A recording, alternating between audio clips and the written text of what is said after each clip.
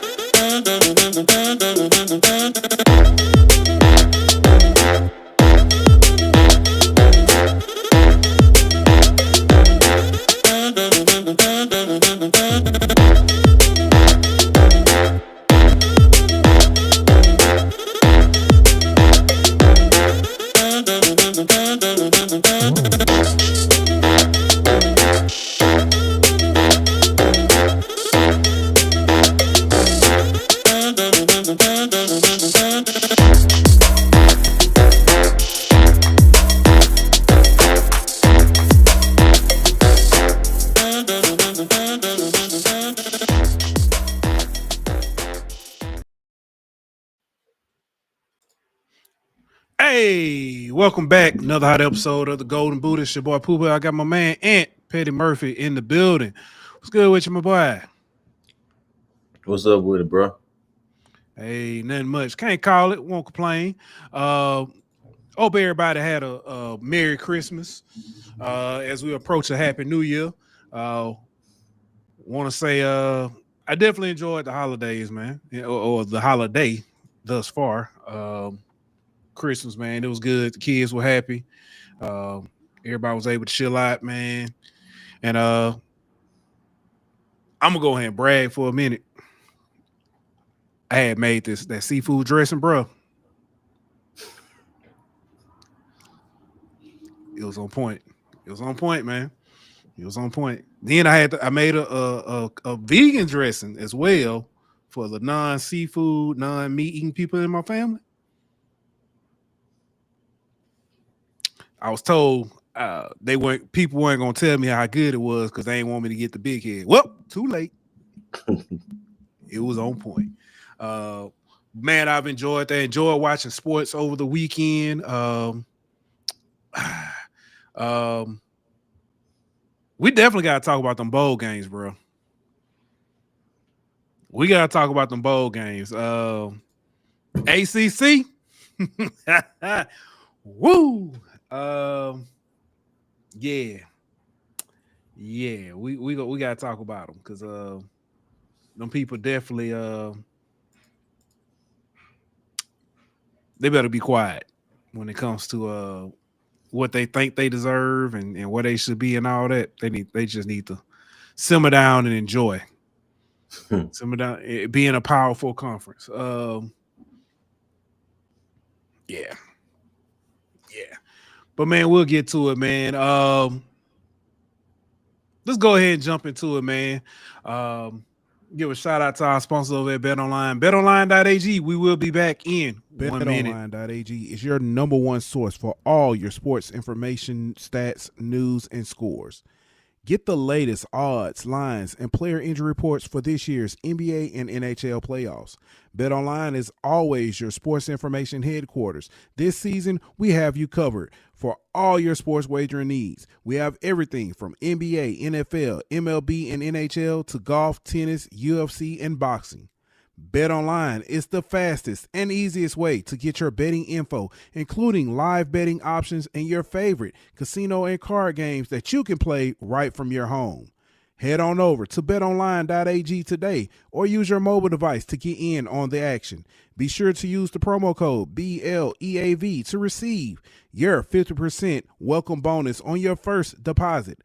BetOnline, where the game starts.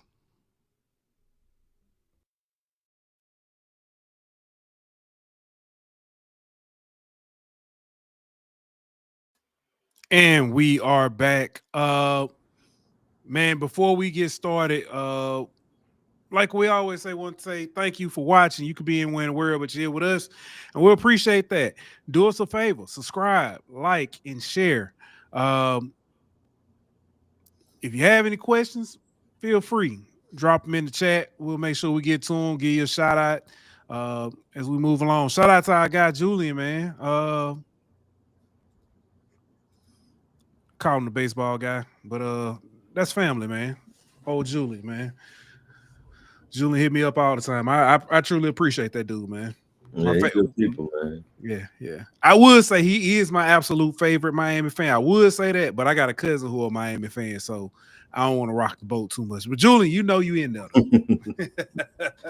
But man, let's go ahead and get started, man. Let's talk about this Baylor matchup as we bring up Baylor by the numbers.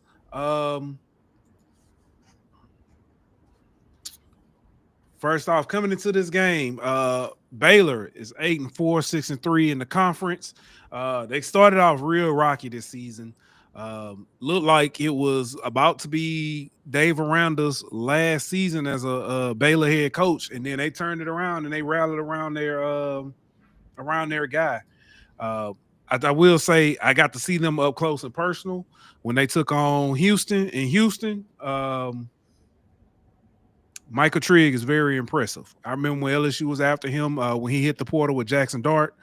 Michael Trigg is very impressive. He is, I'll tell you what he reminds me of, Ant.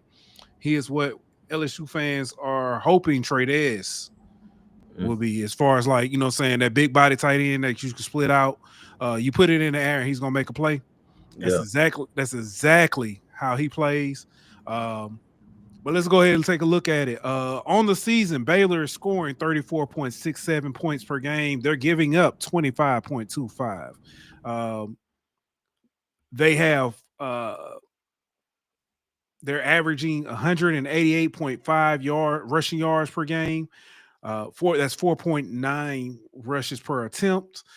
Their opponents are averaging 155.2 yards per game rushing with 4.4 per attempt. Passing, they're giving up 240. Well, I'm sorry, they're getting 246 yards per game, giving up 227.58. Total offense, that gets you 434.5 yards per game. Very disciplined team. They 13 interceptions. Looks like 13 interceptions on the season. Penalty yards 62.92, while opponents are coming in with are getting 50 yards of penalties per game. Time of possession, they typically have about 27 minutes, 49 seconds. Third down conversions, they are at 44.24% on offense while giving up 34.73. Fourth down conversions, they've converted 61.29, and they've given up 64.29. They have fumbled 12 times this season, lost 5. They have I'm trying to see what it is. Red zone attempts and scores.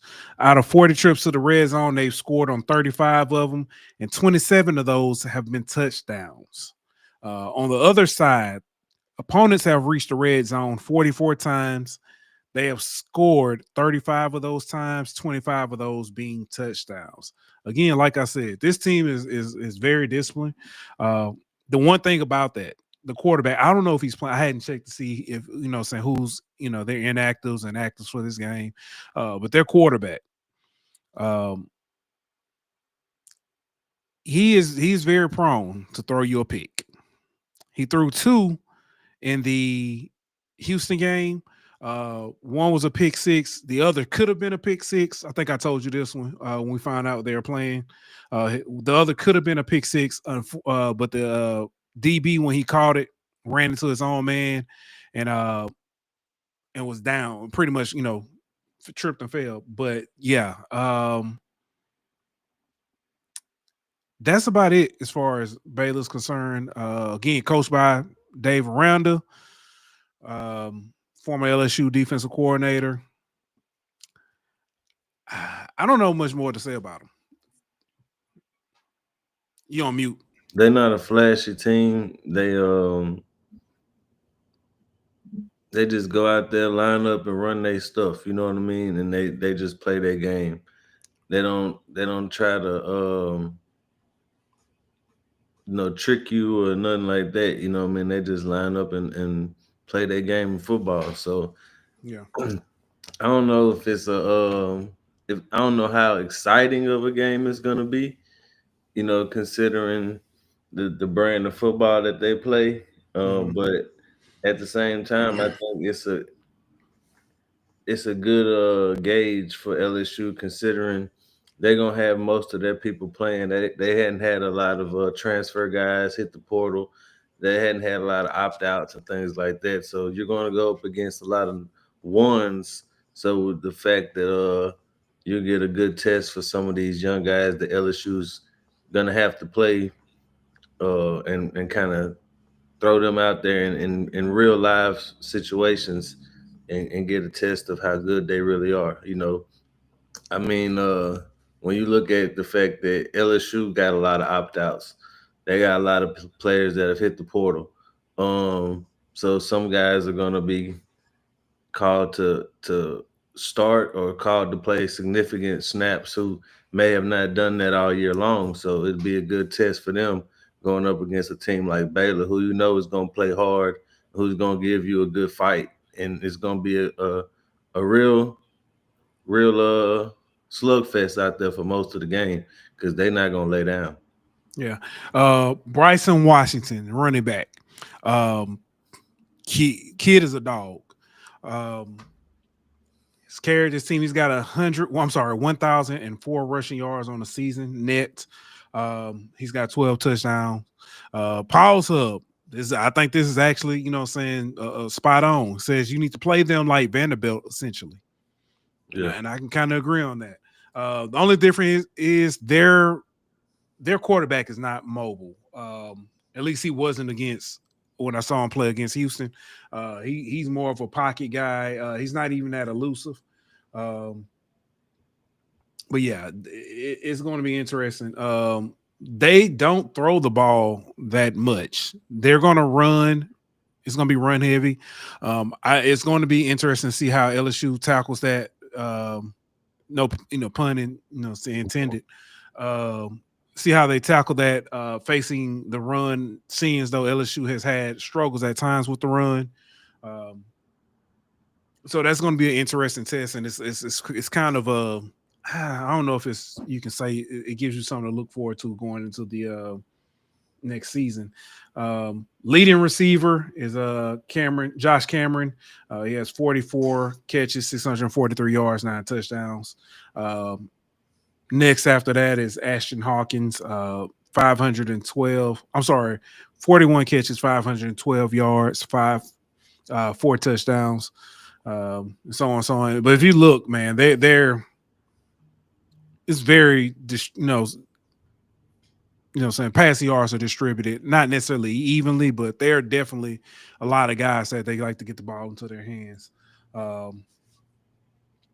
As I mentioned, Sawyer Robertson, he's got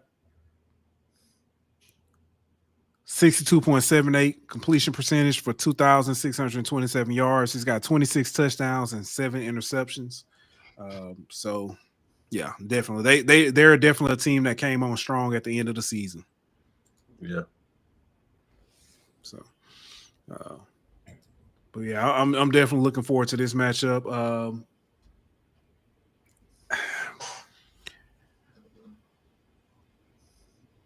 On LSU side, LSU has several opt-outs. We know Kyron Lacey's out. We know Burns, Sage Ryan are both out. I say that I know a lot of LSU fans aren't necessarily sad about that. But you also have um, both your starting tackles out. You've got Kyron Lacey. Who else do you have out? Mason Taylor is out, preparing for the draft. Who else? Is Zy Alexander playing? I don't even know. Yeah, I think he's so. okay. So we've got a lot of guys out. Most I think, of course, the offensive tackles. But what's essentially hurting you is the on the defensive side. You got a lot of guys that are out, hurt, or whatever. So Well, on the defensive side, you're just really missing Major and Sage Ryan. okay. I thought it was. I feel like I'm missing I somebody. mean, you got guys that hit the portal like Deshaun Okay. Womack and Debo Atkins. Yeah. But offensively, you got your starting tackles.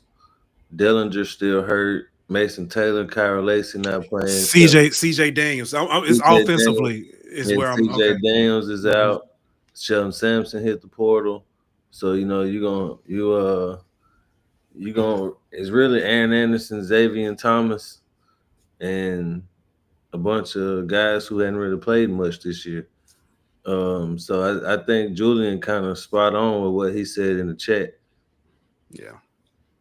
Julian says the expectation is to win, but with the opt-outs LSU has in on the O-line and tight end and a couple of safeties, cough, cough.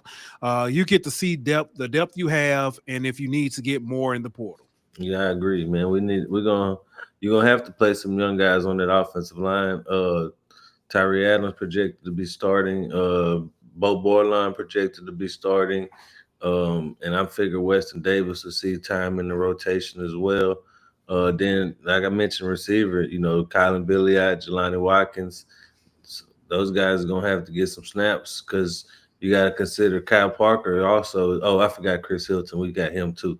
But Kyle Parker's also out with injury too. So it's really Chris Hilton, Aaron Anderson, Xavier, and behind them three, it's all young guys. Safety position, Toviano and Spears, and Jordan Gilbert, really all you got in that room right now. So you're gonna have to see some young guys play there. I imagine we see some young guys playing at the linebacker spot. I know Greg Penn suiting up, but I don't know how much they're gonna rotate guys in at that position. And then same with the edge with Womack being out. That's one less body you have at that position. So I mean, you're gonna get some guys getting some opportunities to get reps and to put some stuff on film that they hadn't had a chance to do all season in live action. So I'm kind of to me that's kind of the most important thing for me in this game. I mean, obviously you want to win. Anytime you tee the ball off, you want to win. But for me, it's kind of more important to get these younger guys some reps and get them some action, some snaps to where you can kind of see what you got in them to know, okay, yeah, maybe I don't need to go hit the portal. No, we got to go hit the portal at this position. Like you're still kind of doing evaluations for your next year's roster, so use this as an opportunity to see what you got in some of them young guys. Yeah. Speaking of that, help is on the way. When you start looking at what's coming in, LSU picked up some more commitments, transfer portal. If I'm not mistaken, we got offensive tackle out of Northwestern. Moore. Thompson. No, I'm saying Moore. Did Moore from Virginia Tech? Is he still? Did he commit as well? Yeah. So Thompson. Yeah. I know Thompson out of Northwestern. Moore from the center from Virginia Tech. Defensive guy. You got it. The edge guy, Peyton from Florida State. Then also came out. It was announced Harold Perkins, he will be returning next season. I think that's big. And bringing back a veteran presence, whether we see him at middle linebacker or where we see him primarily at the star position. It's going to be interesting to see. I would love to see him at the star. Of course, you're going to mix him in at middle linebacker. I would also love to see another guy come in, get a actual middle. I say actual, no disrespect, to get a guy with a little bit more experience at middle linebacker to bring in to help out in that defense. Yeah, I've heard a couple people say that about the middle linebacker position. I wouldn't mind it. But I don't know how much of a priority it is compared to some other positions. I agree. Safety is definitely still a big need because as you just mentioned, we're thin there right now. We've got some younger guys coming in, but we don't necessarily want to spend next year going through the growing pains of true freshmen when we can have a guy, a veteran guy back there and work some freshmen in, let them get their feet wet before we throw them in the fire. Yeah, 100%. Man, anything else on this game or LSU as a whole before we get ready to move on? LSU football, shall I say, as a whole? Nah. I just want to see what them young guys look like, man. That's my only takeaway for this game. All right, now let me ask you this, because I lied when I said that's it. I ask this every year, or pretty much. What do you want to see in this bowl game? I just told you, young guys playing. That's all I care about, bro.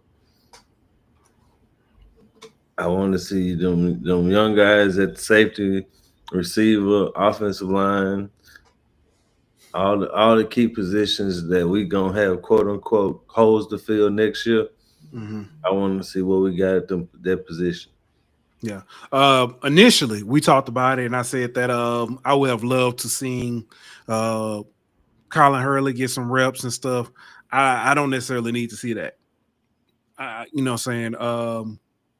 I want Nuss to get as many reps as he can with the wide receivers that are here. I know we got some more guys coming in, but I definitely want to see them get going. I also want to see this running game get going, see if we can get Caden some momentum going into next season, get Caleb Jackson, whether he's, whether he's here or not, because that's been rumored. But I would love to see him get some touches, kind of get that confidence back up. Definitely want to see, like you said, the young guys. This defense, man, I want to see. I really want to see them get after it. I really do. I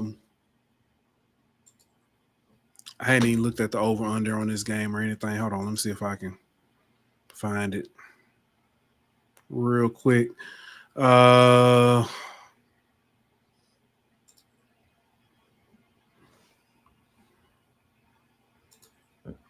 right. Right now, Baylor is a 3.5-point favorite. Over under is 59.5. Is this actually flipped? Because it started out Baylor was a 2.5-point dog, and the over under was 57.5. Money line for LSU is plus 136. It's minus 163 for Baylor. Anything you like?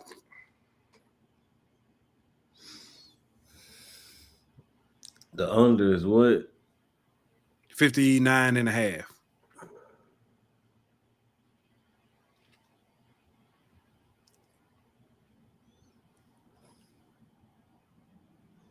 I might take the over.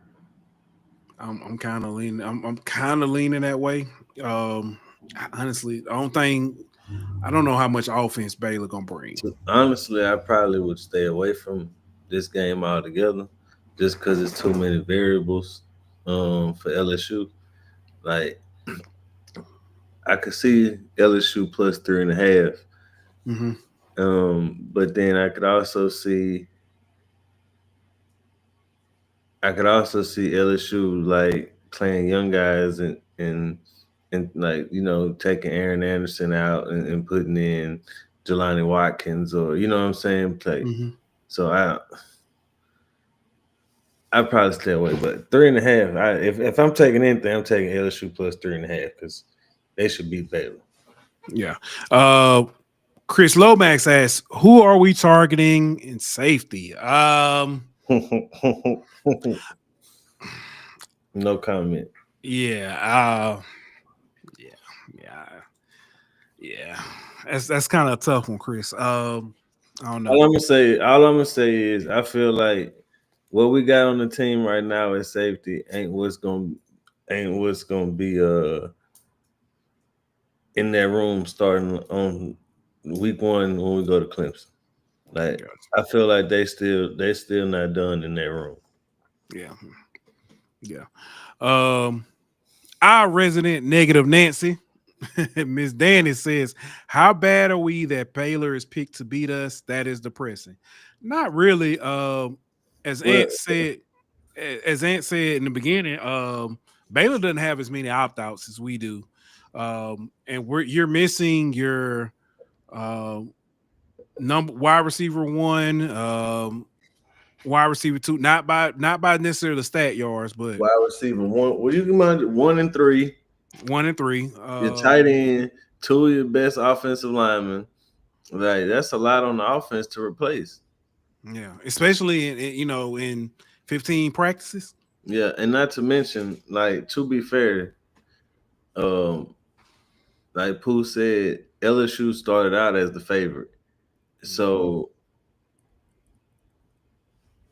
like money and the way people bet affects some of this. You know what I'm saying? So Big time. like so you can't just look at it and say, oh, Vegas thinks that Baylor is 3.5 points better than LSU. Nah, like they factor in how much money they got to pay out and all this kind of stuff. You know what I mean? And when they move that line, so it's more nuanced than that. Yeah. Also, as I stated, Baylor they finished hot at the end of the season. Let me see if I can pull up Like a 6-game winning streak, if I ain't mistaken. Yeah. They and like I said, they are very disciplined. They are good. Yeah, they lost. Their last loss was to Iowa State, October 5th. Yeah. They beat Texas Tech, Oklahoma State, TCU, West Virginia, Houston, and Kansas. Which I get it; those may not necessarily be the sexiest of names, but they finished hot. They were on the brink of beating Colorado. If it wasn't for the Hail Mary, they would have beat Colorado. They lost to BYU by 6. So yeah, it's they were hot. Especially at the end of that season. So yeah, I can see it. I can understand it. Game still gotta be played on the field. So yeah.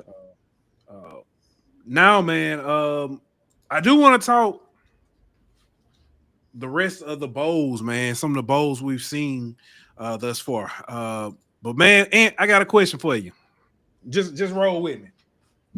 Knock. Who there? Owen. Owen who? 0-10 because the ACC has not won a bowl game yet. Damn.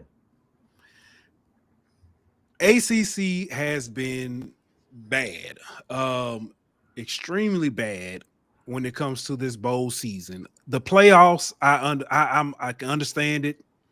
They came in, both teams came in heavy dogs. I can give them a pass for that. But I've seen some games since then, and yesterday was kind of the culmination A lot of it was just it was Oh, hard to yeah, watch. yesterday was bad. That It was hard to watch. that North Carolina game. It- Oh yeah, Syracuse won.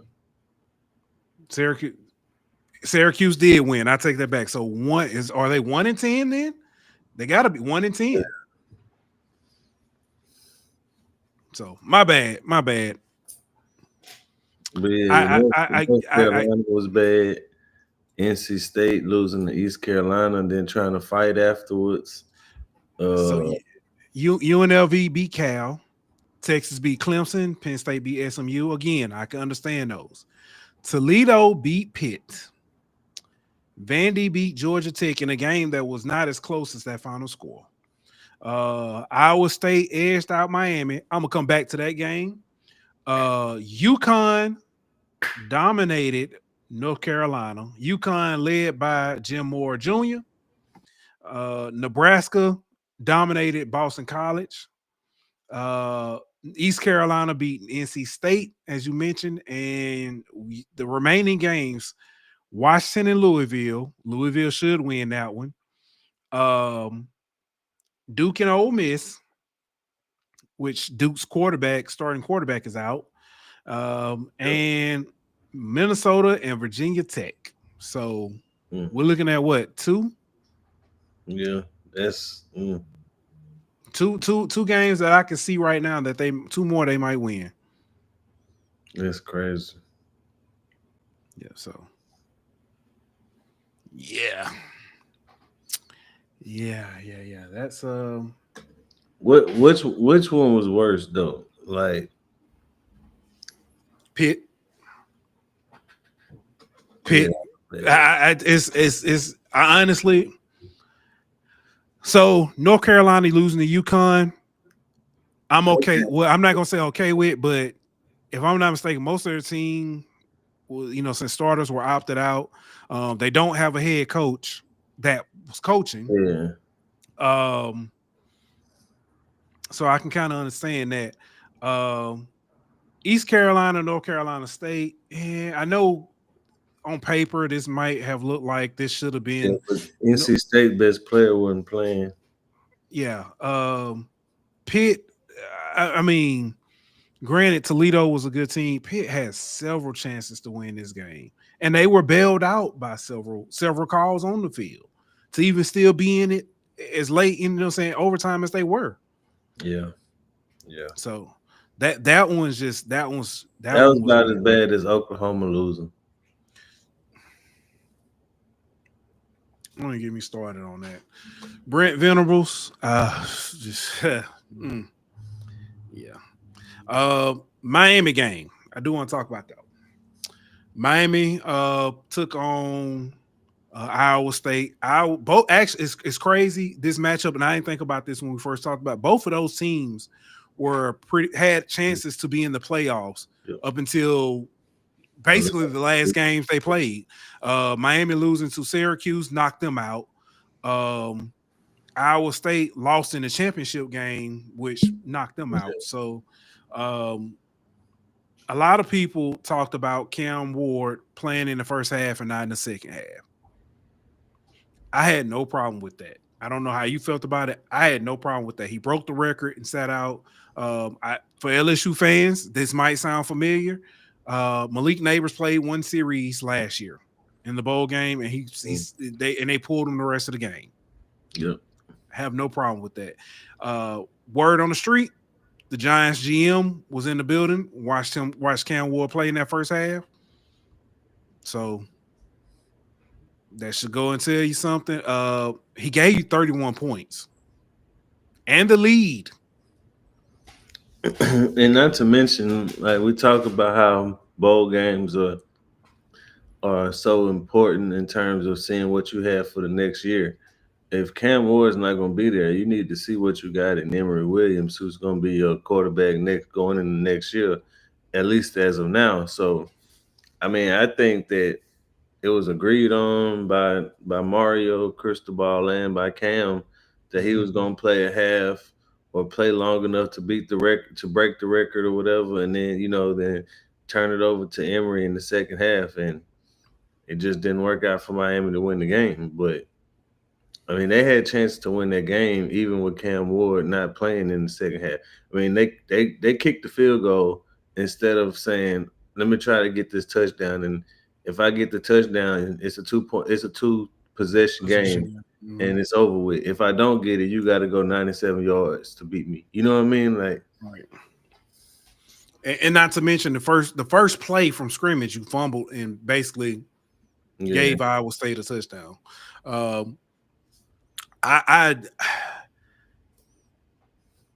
Yeah. Yeah, give me I get it. I get fans are disappointed. If I spot you 31 points, a 3-point lead, yeah, you can't blame Cam Ward for sitting out. Yeah, Julian again. My man say Cam Ward. All I can say is thank you for what you did. Made it fun to watch Miami play this year. Lance Guidry, I have words for you that are not nice at all. So, which is funny. They want that man gone. Yeah. How many years Guidry been first year? Because remember LSU, some LSU fans wanted him to be the DC for us. Yeah. So, yeah, first year. I don't know. I hadn't watched enough. I know Miami fans had a space that lasted into the wee hours of the morning. And they defense is bad, bro. Yeah. I thought us last year was bad. They bad. They bad. But they are bad. Terrible. So, but yeah. Outside of that, other bowl games, bro. I'm trying to see that we saw. Besides Colorado getting their ass whooped. Oh my goodness. I was trying to Colorado, my goodness. Yeah, y'all. Whew, yeah, they definitely need to be quiet.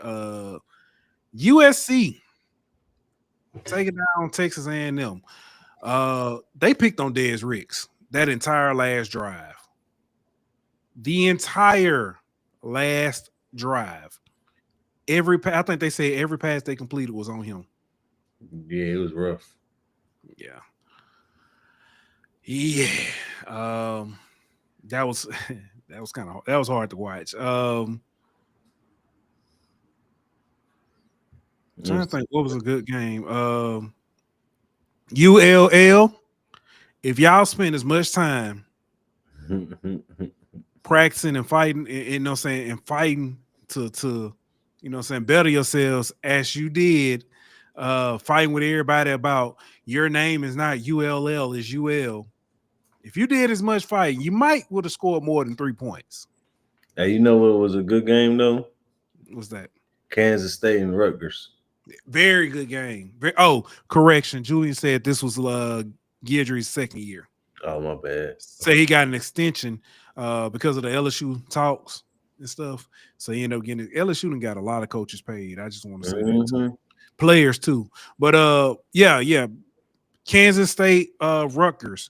Is that the best non-playoff game that you for the bowl season so far? I'm trying to find one that was probably so. I mean, it's probably been the best bowl game of any bowl game so far, playoff games included. I don't know if you watch it. A sleeper, South Florida, San Jose State, 5 overtime. That was a good one too. That was a real good one. That was a real good one. That was probably that's probably my vote for the best one so far. So that one, Toledo Pitt was good, at the end. But yeah, that's South Florida, San Jose State game was real good. Yeah, bro. Yeah. Oklahoma, you mentioned them getting mollywopped by Navy. Oklahoma scored 14. Navy scored 21 unanswered. And then Oklahoma scored to give them a chance to tie it up and got cute and tried to go for two. With one of the worst play calls I have ever seen. Ever.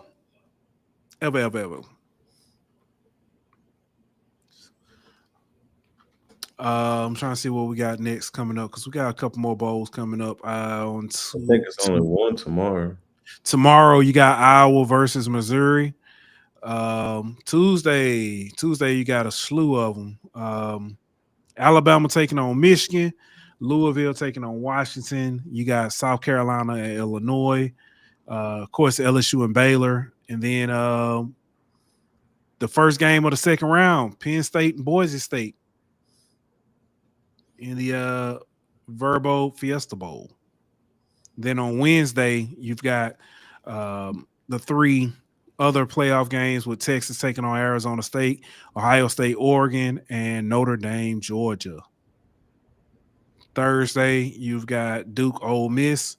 Friday, you've got North Texas versus Texas State, Minnesota versus Virginia Tech. And then on Saturday, you got Buffalo taking on Liberty. That is it, man. So that is it. Got anything else on the bowl games? If not, we can. I want to talk some. No, that's it. I want to talk some NFL. NFL Week 17. We had games on Christmas Day. We had games on. Was it Friday? No, Saturday. We had games on Saturday, and then or did we have a game on Friday? Hold on. No, you had hold on. What did we have? Yeah, games on. No, you had okay. So the two Wednesday games, with the Christmas Day games. You had the Thursday night football game, which was a snooze fest. Then you had three games yesterday, and then you had the games today. Lamar Jackson. we talked about it. I looked at his numbers. They showed his numbers. He is so slept on right now. Lamar Jackson, bro, he's got 10 more, if I'm not mistaken, 10 more or 8 more passing touchdowns than Josh Allen. He's got more passing yards than Josh Allen.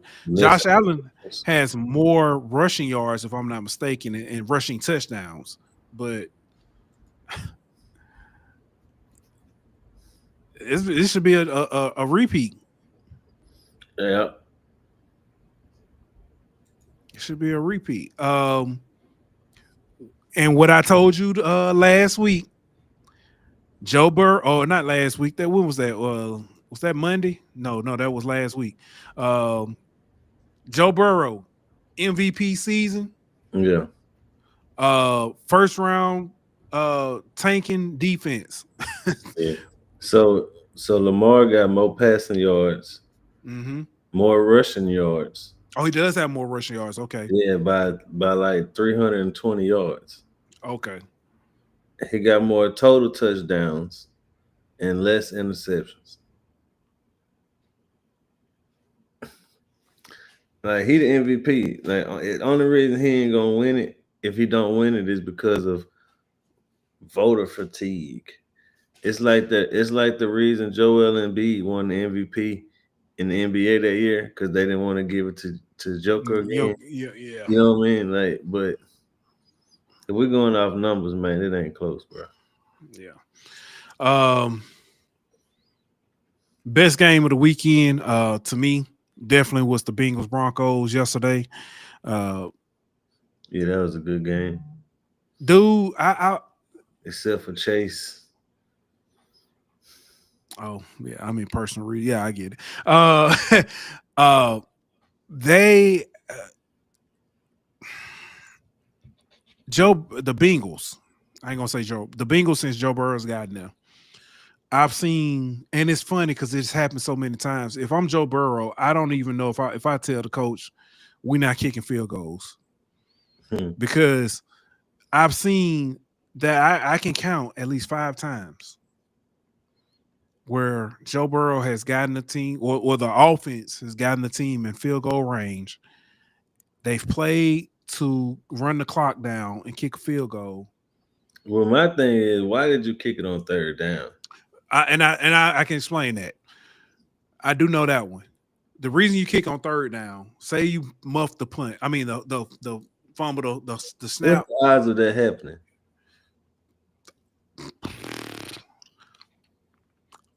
Or say you kick it in this block.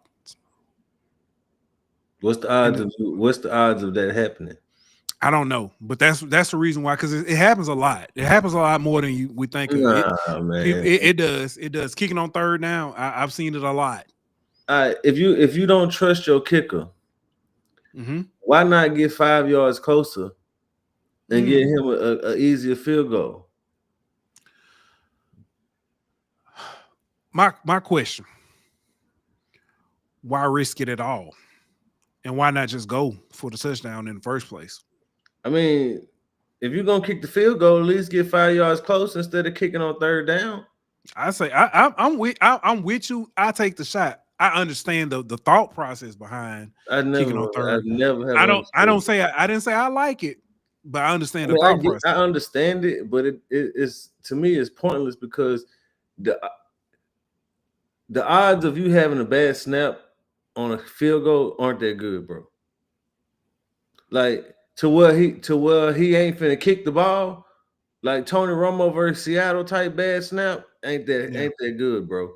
Like it ain't that likely that that's gonna happen. So you wasting a down for something that's very unlikely to happen, which makes no sense to me. Just go ahead and get 5 yards, run the ball up the middle, get 5 yards closer, 3 yards closer, whatever it is, and make it an easier field goal for your kicker. Yeah. Who's been struggling all year anyway. So to be fair, what they kicked was a chip shot anyway, because they was on like the 20 or something like that. It was like a 37-yard field goal or something like that. That's an extra point. And to be honest, I mean, I get what you're saying, and you're right. I'm not disagreeing with that. Man, that man been struggling all year, bro. You can't. No. Ain't nothing a chip shot for him. K has McPherson has struggled all year, and then he was hurt. K York has struggled most of his career, but he can't. When they brought him in, he hadn't been bad. But yesterday was like, he's back. Man, that dude ain't. I don't care if he went to LSU or not. That dude ain't been good. And so ain't no such thing as a chip shot for that dude, bro. Like he ain't been good. Yeah. His girlfriend should have been there. He did real good in front of her. Like he 5 of 9 on the season, bro. Well, how many of those were in He 5 of 7 in Cincinnati. Okay. And 0 of 2 in Washington. But I'm just saying, like on the season, he hasn't 5 of 9 as a kicker, bro. No. Kicking overall this season has been terrible, though. But it was crazy because they started off at the beginning of the season. Everybody was making 60-yarders look like nothing. You know what I'm saying? Now all of a sudden can't nobody make anything. I think they mess with the balls. Pause. Tom Brady over the inflation. Yep, they did something with the footballs, man. Yeah. Do want to give a shout out to Brian Thomas and Malik Neighbors, both reaching 1,000 yards receiving on the season. If I'm not mistaken, actually this season has been the first season that there have been 4 rookies reach 1,000 yards receiving. Those 4 are Brian Thomas, Malik Neighbors. I know Bowers and Lad McConkey, which is funny because it's 2 Georgia, 2 LSU. So And Yeah. three of Cortez Hankton's guys. Hmm.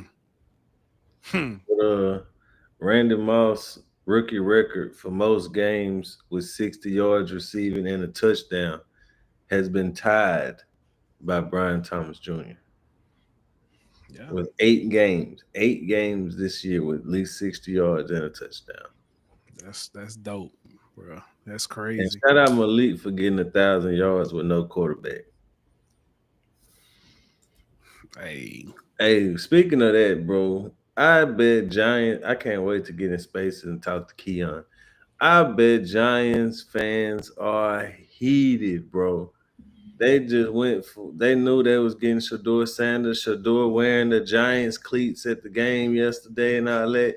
Only for Drew Lock to come out there and beat the Colts, and now the Giants pick like sixth or something.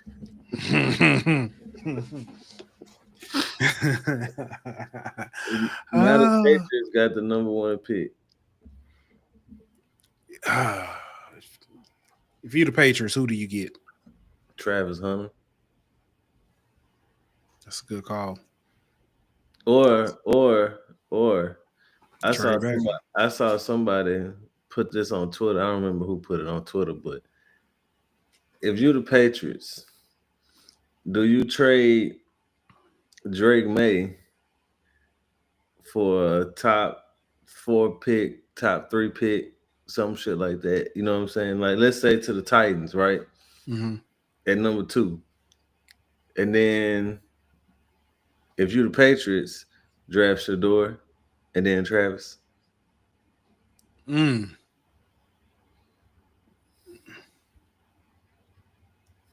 they got 2 picks on it.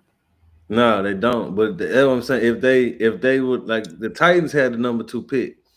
So if you tell the Titans you can get Drake May from give me your #2 pick, and then you and the #2 pick, and then you can turn around and draft Shador and Travis. If I'm the Patriots, the first question you have to ask: do you see Drake May as your quarterback of the future? Yeah, I think they do. So trade back to, because I guarantee, because the Titans got the #2. I guarantee Will Levis ain't they quarterback of the future. Nah. So trade back and get and then you can get their #2 and probably, some money, cap space. I don't know, do something like that. And you get your DB. You get Travis. I mean, the Patriots can stay where they at and get Travis. That's true too. You know what I mean? So this is what I think. If they were to trade out, I think they would trade with New York at 4, so the Giants could get Shador. And then you gotta hope that the Titans at 2 go Cam Ward, and that the Browns at 3 don't go Travis. Then you could still get Travis at 4, and you would have gotten a draft, first round pick next year or whatever the case may be for trading down. Yeah. Paul's Hub says Kraft will get tarred and feathered by the fan base for trading May for Sanders. And says Shador definitely played like a giant against BYU. I know we already talked about it. His biggest issue, he ain't got no protection. But he has to learn to take the sack. He tries to. He's trying to always make a play instead of taking the sack and leaving the play for another down. All the way. He literally pulled them out of field goal range. He dropped back, got rushed instead of just taking the sack or what's called it. He literally got just out of field goal range. It was terrible. Yeah, terrible. That's not the first time he's done that. Yeah, and that ain't working in the NFL, my boy. At all. Yeah, I don't know. I'm just ready to see how. I'm just mad that the Saints lost and then move up none.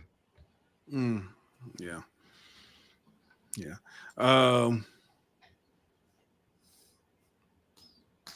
Still picking 10th. With today, the Vikings beating the Packers sets up for next week to be a winner take. It's either gonna finish in first place in the NFC or fifth. First or fifth for a 2-loss team. Well, right now Detroit is a 1-loss team. They got the game tomorrow taking. Oh, I'm sorry, no, Detroit is a 2-loss team. They got the 49ers. If they win, winner takes first place between them and the Vikings. Yeah. I mean, that's very similar to what like the college football playoffs, like Oregon versus Ohio State or something like, or Texas versus Georgia, whatever. Winner of that is the number 1 seed. Loser of that, because the next highest you could be is 5. You know what I'm saying? Yeah. Like, yeah. It's gonna be interesting, bro. Very interesting. I'm looking forward to that. Right now, we got the Falcons taking on the Commanders. Falcons are up 17-7 on the Commanders. So yeah, it's just I don't know what's going to happen. Hopefully, the Commanders get going. They tend to start up in the second half. The Terry McLaurin to get about 55 more receiving yards. I need him to catch a long pass, at least 25 yards. And there was one right there that Ertz. Yeah, no, I need that to be McLaurin. I don't need nobody but McLaurin. I'm with you. I need him to catch a touchdown. No, yeah, I need McLaurin to catch a touchdown too. Yeah, me too. So, Jaden and I need Jaden to throw another touchdown. I got one of them for my Michael Penix interception. Yeah, I got that too. I took that too. So, yeah.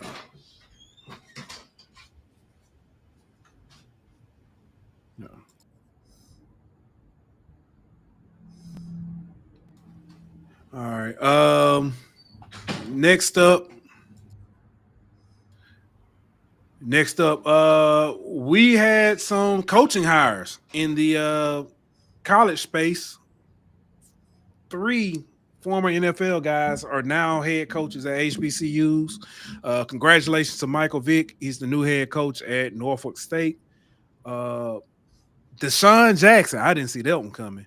It's the new head coach at Delaware State. And today, Sam Shade is now the head coach at Alabama A&M. He was already a head coach at HBCU, but now he moves up to the FCS from D2, taking over at Alabama A&M. But congratulations to those gentlemen. I've seen a lot of people, and it's funny because I know we know, covering HBCUs. A lot of people said that Deion started a trend. I'm not even listening. Talking about, saying, oh, NFL guys going to HBCUs. I want to say that Deion is not the first to do that. He's probably the biggest name as an NFL guy to do it, but there have been several. Doug Williams being the first that pops into my head. I know there's others before that. Sam Washington, who we talked to, Vincent Brown, Eddie Robinson Jr. at Alabama State, Bubble at FAMU, Willie Simmons. No, I can't think of his name. Did Willie make it to the? I don't know if Willie played in the NFL. I can't remember. Oh, I know exactly who you're talking about. He just passed. Oh, God. Not just passed, but he was in the just got inducted into the Hall of Fame. Crap. Then you whatchamacallit at Bethune, Larry Little for Bethune. Mm-hmm. But that FAMU, I can't think of the guy at FAMU, bro. I know exactly what you're talking about. I can see it in my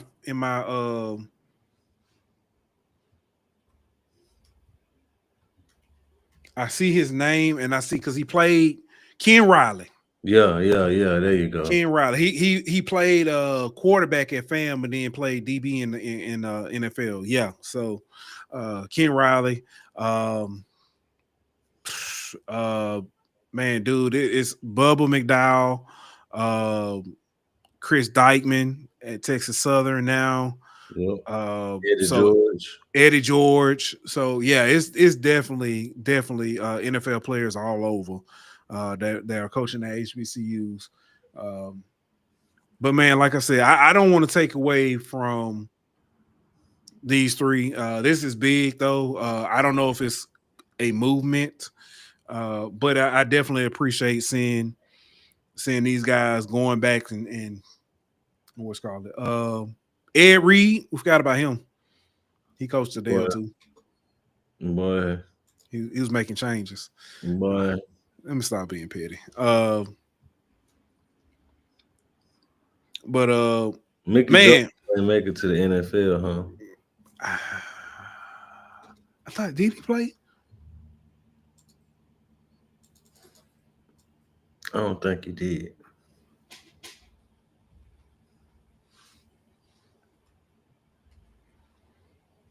I mean, I know he coached. Didn't he coach in the NFL? I don't even think. No, he didn't. He played in Canadian League. Okay. Played in Canadian League. Let's see. He did not coach in the NFL. He did not.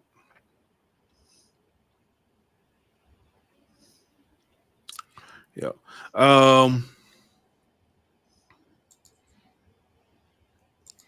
Hey, but moving on, man.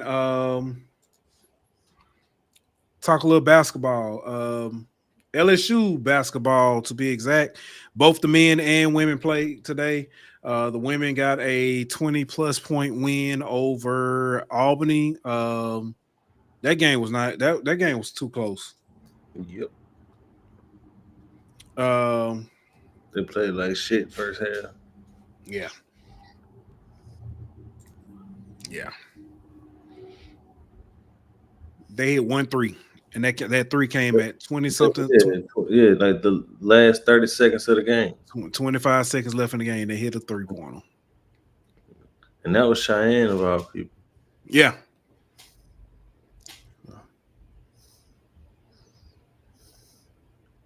But yeah, they didn't play very good, man. From the start, didn't have good energy.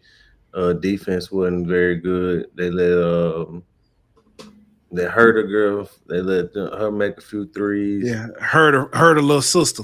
Yeah, and then what was the Collins girl who was killing them on the inside? Oh man, they just I don't know. They played. Niece got in foul trouble and it was ugly. So, yeah. As a matter of fact, I was looking at this. If I'm not mistaken, let me see who they got because that was the last non-con game that they had. The first game they have coming up conference-wise is Arkansas on the 2nd. It's going to be interesting. Arkansas hadn't been very good, but Jersey revenge game. Yeah, Jersey's been surprised. She's been surprisingly good as well this season. She's been balling. Yeah. I'm gonna tell you who I didn't realize has been playing pretty good this season. Women basketball, Vanderbilt. Vanderbilt women only got one loss on the season, and let's see who they lost to. Their one loss was to Michigan State. They lost by 8 points. So it's gonna be interesting. The men, they played Mississippi Valley State. They won that one by like 65, something like that. So, but they came out and played. They. I mean, I know we can't. We always talk about what can you take from a game. It ain't a lot to take from it, but they did play. They played a lot of mistake-free ball until I think like second half they started turning it over a little bit. Yeah, they didn't play down to their competition. That's what you could take away from that. The girls have a tendency to do that a lot, and it takes second half runs like today for them to kind of pull away from some of these teams. And the guys, jumped out early to a big lead and kind of just kept their foot on their throat the whole way. Yeah. Very good. I know you don't really care. Staying in basketball, NBA real quick. I couldn't tell you. You didn't watch none of the games on Christmas either, did you? Mm-hmm. Yeah.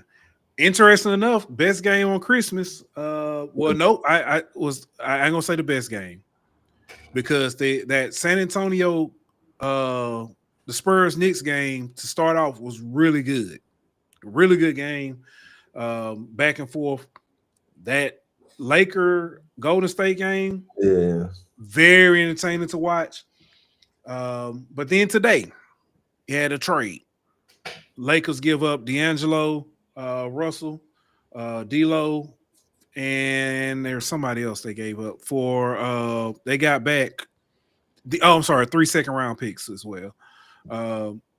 D'Lo 3 second-round picks, and they got back Dorian Finney-Smith, Shake Milton, and some. I think that was it. It's just, yeah. I don't know. I don't get it. I didn't get that one. I don't think D'Lo fit what the Lakers trying to do anyway. So, and I think Dorian Finney-Smith is a. I know JJ like him. Maxwell Lewis is the other Laker that they traded as well. I know JJ like Finney-Smith, and it's a guy who could kind of be a 3-and-D type guy for you. I just think it's more about fit and culture than it is about on the court play. Yeah.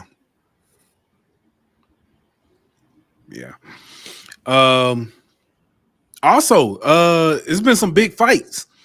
The Suns and the shout out Najee Marshall.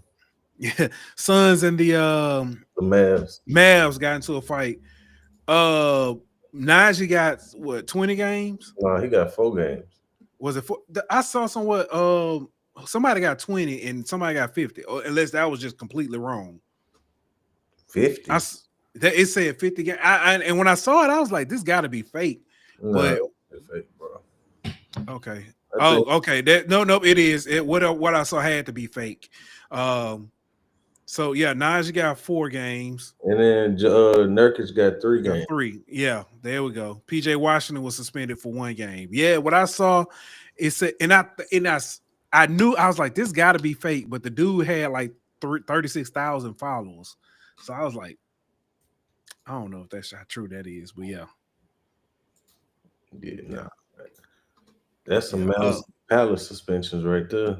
I know. That's why I was gonna say that the fight was bad, but it wasn't that bad. But now, there was another fight today. The Heat versus the Rockets. 6 people got ejected. Dang, I ain't seen that one. Yeah, it just popped up when I clicked on the what's called it. Van Vliet got ejected for bumping into the ref. That dude hate officials, bro. Amon Thompson threw Tyler Hero to the floor, and then it was just a huge fight from there. So, yeah, it was bad. Oh, yeah, that was bad. It's bad. It's expect some suspensions from that one too. So, yeah, it's getting bad. Expansion draft, WNBA, and then we can get ready to get up out of here. I didn't see who all was, got picked up, but I did see that it was the way they did it.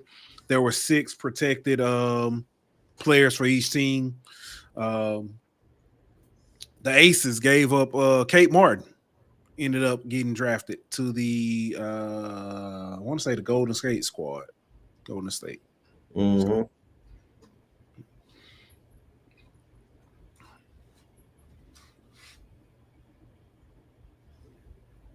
So, but man, that's all I got. We got anything else before we get ready to get up out? Before we get ready to get up out of here.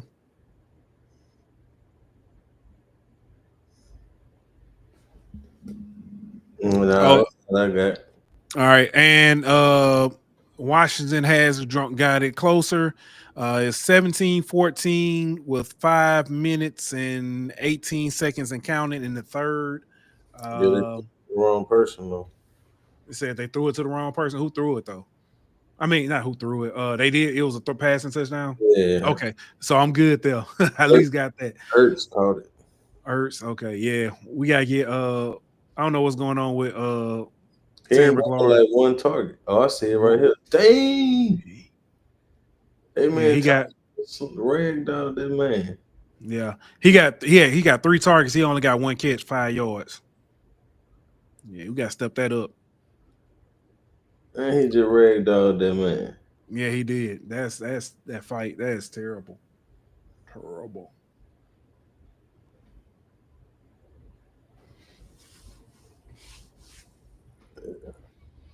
Yeah, that's the NBA, man. Love it. Bro, this end of the year, I just don't. I'm trying to see. I ain't know UFC is kind of at a standstill. Boxing. This happened a while. Tyson Fury got beat again by Usyk. Oh yeah.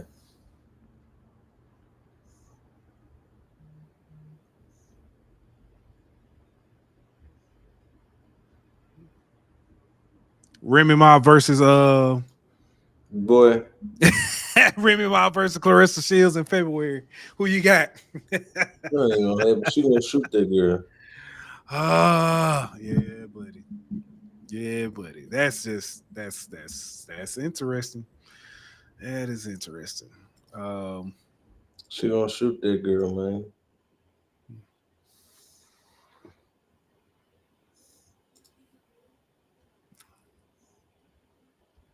I ain't got nothing else.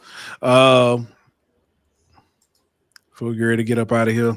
As always, man, I want to tell everybody thank you for tuning in. We'll be back Wednesday, Thursday. I think Thursday, because the playoff games will be Wednesday night. So we'll probably be back on Thursday. Recap LSU, recap the playoff games thus far, and yeah, we can go from there. We can go from there.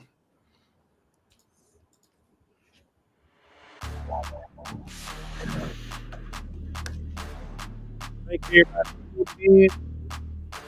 Wish everybody a happy new year. Oh, before we go, man, Ant. Let me bring you back. I'm tripping. This is episode 200. Completely forgot. I forgot. Didn't forget. I knew. 200, man. Before we get too far, you know what I'm saying, to the new year, I thought it was fitting that we end the year off on episode 200. Yeah. Best memory so far in the 200 we did. I'm gonna tell you one that keep popping in my head. That's just so funny to me. It's hilarious. Huh? Now it ain't even the baby oil. So it was the first episode we had Blake on. I think it was me, you, and Daniel and Blake. And Daniel's asked, I wonder what Ed Orgeron is doing right now. I said, a 20-year-old.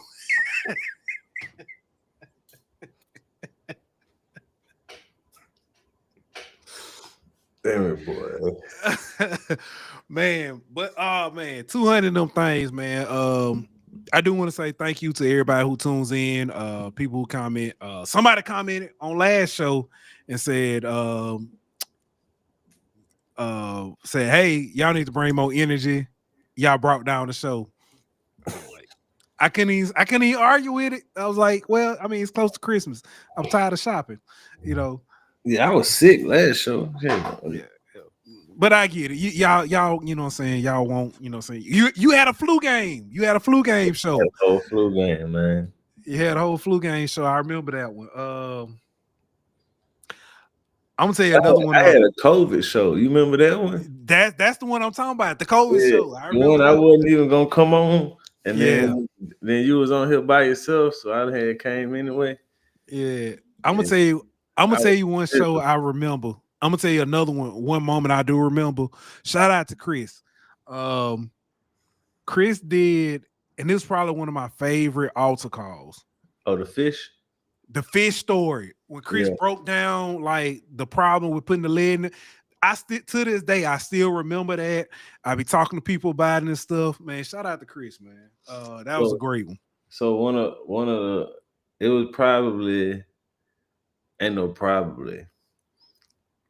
It is the most serious episode we've ever done. With Brandon, Brandon Seho. Seho, yeah. Yeah, that was dope. That was a dope episode. And then the episode where we had can't even think of the man's name now.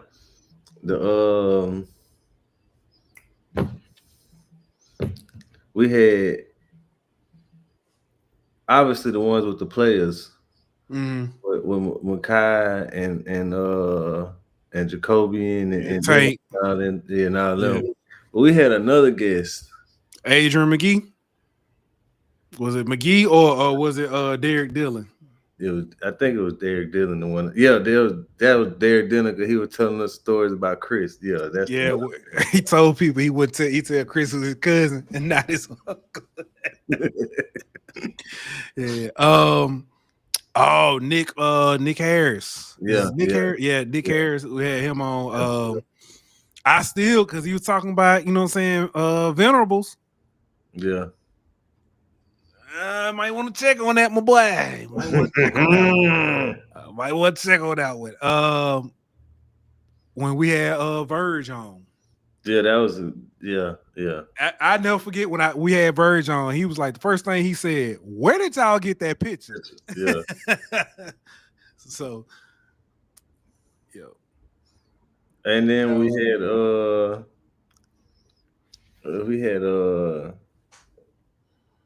was it Jordan Toes on?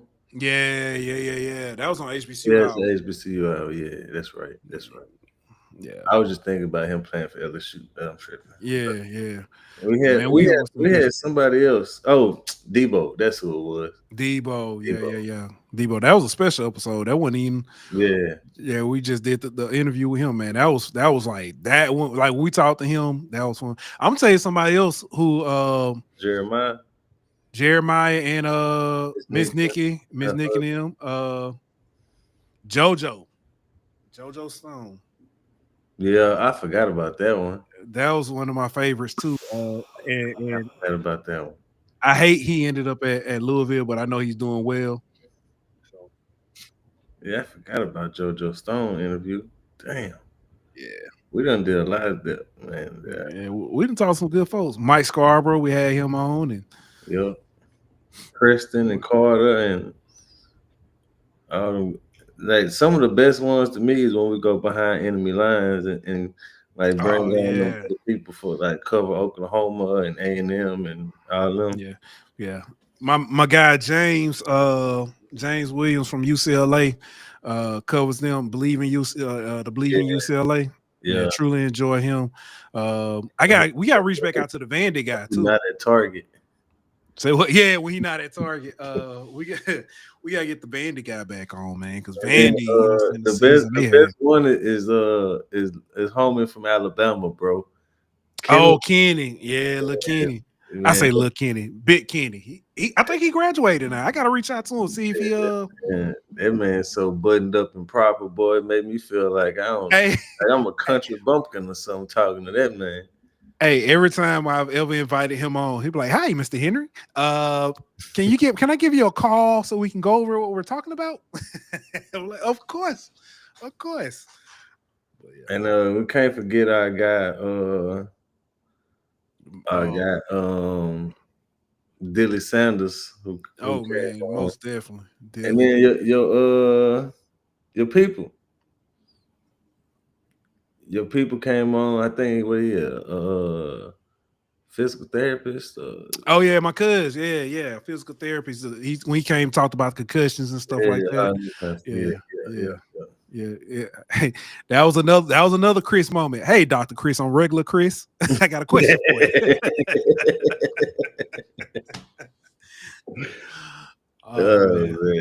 Yeah. Good moments, man. Good moments, man. I will say, I'm gonna tell you one thing that has changed about doing the show. When we first started doing it, I would go back and watch the episodes and listen to them and stuff. I can't do it no more. I can't. I'll watch it and like I'll look at the clips and stuff. I'm like, yeah, but then I'll be like, because if I watch it, I forever critique myself. Like, oh, I should have said this, or I could have brought this up, or we could have did this. But yeah, I don't like the sound of my voice. Like when I play it back and listen to, like, I don't like listening to myself talk. Yeah, I don't know if I still do. I do know after our first episode and I listened to it, I was like, is that me? Is that me with the twang? I was like, I can't do this. So I intentionally try to talk without having the twang, that country twang. No, I just talk, bro, and that's part of the reason why I don't like hearing myself talk, because I talk so, I ain't gonna say country, but you know what I mean. I just got that dialect, but I don't like hearing myself talk. So I don't never play back the show and listen to it. Yeah, I'm gonna have to do stats, man. I can count on one hand how many times I went back and listened to a whole show on one hand. Yeah, I gotta figure out the stats home and away. How many times I've done shows on the road when I be having to travel for work versus at home. It's a big difference. I will say this. I did one show from Rev House because I had to go down there for some. Yeah. I did one show from Rev House. Never again will I do a show. I tell you, like, doing at our house now. Yeah. I still ain't got it set up how I want it to where, you know what I'm saying? So I'm still like in like a little temporary, you know what I'm saying, spot right now. So I don't even feel like I'm in my home studio. You know what I'm saying? I just feel like I'm in like a we got a call in. Hold on, let me see what this. Lord. Yes, Dylan. You know I'm on the show. What's going on? All right. All right. I thought you were calling in. Oh man, that dude funny. But yeah, I still feel like I'm kind of in like a temporary spot. You don't know math. That was another one. That was another one. That was a good one. Yeah. Hey, shout out to and I know we literally just had him on. Shout out to AB, man, for he's always been as busy as he is, man. If we write him and, you know, saying he reads the message, he's like, man, definitely I'm on if you need me, you know. And he shows up and you know that goes for most, just pretty much, you know, saying 90% of our guests, man. We reach out to him. Emery Hunt. Man, shout out to Emery. Who's come on and taking time out to, you know, saying talk to us about the draft and stuff, man. It means a lot. You know what I'm saying? Like I said, everybody who tunes in and talks with us about what's going on, you know what I'm saying, as far as, you know, in sports world or anything we're talking about, man. I truly do appreciate it. And it's a lot of episodes. I was like, I want to go back and wish we can talk longer, but you know what I'm saying, don't nobody want to hear no 3 hour, 4 hour, you know what I'm saying, podcast. But definitely want to bring people back, man. And we'll definitely do, you know what I'm saying, try to work harder for y'all, man, in the next 100. You know what I'm saying? I wonder if we can get 100 in for squeeze in 100 for next year. Oof. I mean, I mean, technically we did this year. See, that'd be like 4 shows a week. I don't know if it's that many. No, I don't know, bro. It's 26 weeks in a year. 56, 52 weeks. It's 52 in a year. Bro, I'm thinking of paychecks. Boy, I'm tripping.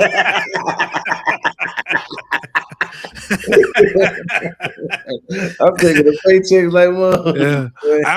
I will say our shows are a lot nicer when we get paid. The paycheck weeks. My show, at least you're absolutely right. Boy, I'm tripping. I'm thinking of paychecks like a mother, boy. But yeah. But nah, it is. That's right. Yeah, that's doable. Yeah, I think we hit that last year because if I'm not mistaken, we hit 100 last year sometime, and then we hit, hitting 2 now. So it's doable. Yeah, it's doable. I think we can get there. But man, let's go ahead and get up out of here for real. This time, I know everybody, ain't trying to hear us ramble on, but no, I had to recognize, 200. Yeah. Again, man, thank everybody. Yeah. It means a lot to us. Looking forward to getting to 300. And like that, we out. This show was presented by betonline.ag. Bring me my money. You can find the Golden Boot Podcast on YouTube at Golden Boot. On Twitter at Golden Boot. On Instagram at Golden Boot. On Facebook at the Golden Boot Pod. On TikTok at Golden Boot. Or listen on all streaming platforms.